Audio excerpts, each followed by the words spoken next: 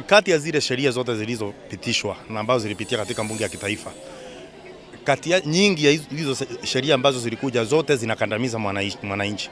Ya kwanza ni ya kuweza kubinafsisha mali ambayo ilikuwa ya serikali. Hapa Mwea tuko na Mwea Rice Mill. Ni mojawapo ya zile vitu ambazo sasa zinafaa kuuziwa watu binafsi. Ya pili ni sheria imeletwa kuhusu mashamba, kwamba mashamba ambao Maumau walipigania na tukapata uhuru wa kuwa na mashamba, sasa yote ibadilishwe iwe ni kwamba itakuwa inakondishwa.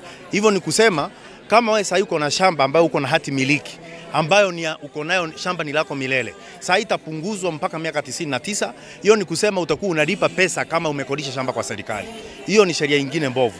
Hiyo nyingine ni sheria ambayo inatumika kwa wale majenzia ambao wanaandika kwa mitandao ambayo inahujumu haki ya kujiongea venye unafikiria utajiongea.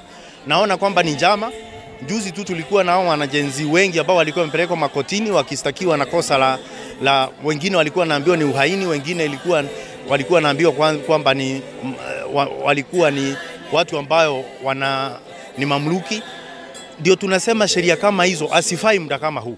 Na ndio ningeomba wananchi ya kwamba tukae macho, kwa sababu bunge kama imeamua kuwa itakuwa inapitisha sheria bila kwenda kuongea na watu. Sijui nani alikaa chini na mwananchi kama hapa Kirinyaga saa hii akasema kwamba mashamba yao watu wanataka igeuzwe iwe ni kukondishwa, itakuwa na liso udama inakodishwa miaka 99.